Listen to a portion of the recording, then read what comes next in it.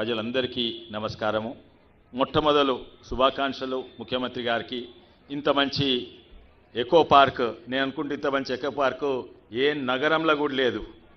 అదే కాక ఇక్కడ ఏవియరీ అని ఉన్నది, పిట్టెలు ఎన్నో విదేశాల నుంచి పిట్టెలు తీసుకొచ్చి అది ఏషియా ఖండంలోనే అన్నిట్లో పెద్దదంట, ప్రపంచంలో నంబర్ 2 అంట. భారతదేశంలో ఎక్కడ కూడా ఇటువంటి లేదు. ఇంత మంచిది మన హైదరాబాద్ నగరానికి తెచ్చుడు, రంగారెడ్డి జిల్లాకి తెచ్చుడు చాలా సంతోషం. కానీ ఇవి కేవలము పర్యాటక కేంద్రానికి కొరకే కాదు, ఇటువంటి సివిక్ ఇన్ఫ్రాస్ట్రక్చర్, దాని మీద సోషల్ ఇన్ఫ్రాస్ట్రక్చర్ అంటే కేవలం ప్రభుత్వ బాధ్యత కరెంటు నీళ్ళు ఇచ్చుడే కాదు, రోడ్లు వేసుడే కాదు, ప్రజలకు ఇట్లా సోషల్ ఇన్ఫ్రాస్ట్రక్చర్ పెరిగితే ఇది మనకే కాదు, దీనివల్ల పెద్ద బిజినెస్లు ఇన్వెస్ట్మెంట్లు అట్రాక్ట్ చేయగలుగుతుంది. వెనకట ఇన్వెస్ట్మెంట్లు అట్రాక్ట్ చేయాలంటే ఏదో ఇంత భూమి ఇచ్చి కరెంట్ ఇచ్చి చేస్తే ఫ్యాక్టరీలు వచ్చి పెట్టేది. కానీ ఈరోజు ఒక ఇండస్ట్రీ రావాలంటే హ్యూమన్ రిసోర్స్ చాలా ముఖ్యం. అంటే పెద్ద సైంటిస్టులు, ఇంజనీర్లు విదేశాల నుంచి, వేరే నగరాల నుంచి ఇక్కడ రావాలి. ఇక్కడ వచ్చి బతకాలంటే ఈ నగరము అందమైన నగరము, ఇటువంటి మంచి పార్క్లు ఉన్నాయి, వాళ్ళని అట్రాక్ట్ చేస్తే దానివల్ల ఇండస్ట్రీ కూడా అట్రాక్ట్ అవుతుంది. అందుకే ఇవన్నీ దూరదృష్టితో ఆలోచన ప్రభుత్వంకు ధన్యవాదాలు. ఇది ఇటువంటి ప్రాజెక్టులు ఎన్నో ఉన్నాయి.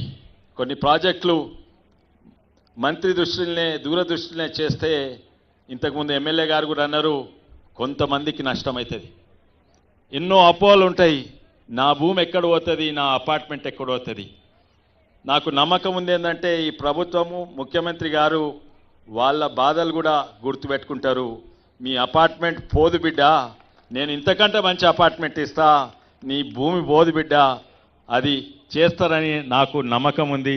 అది చేస్తేనైతే మంచి పేరు వస్తుందని నాకు అది అందరు కూడా తెలుసు. ఎక్కువసేపు మాట్లాడదలుచుకోలేదు, కానీ ఇంకో విషయం కూడా చెప్పాలి. నాకు గర్వంగా చెప్పొచ్చు, మన తెలంగాణ ప్రభుత్వం కూడా గర్వంగా చెప్పొచ్చు ఏంటంటే, మన రంగారెడ్డి జిల్లా ఈరోజు భారతదేశంలో అన్నిట్ల ధనిక జిల్లా అంటే మన రంగారెడ్డి జిల్లా.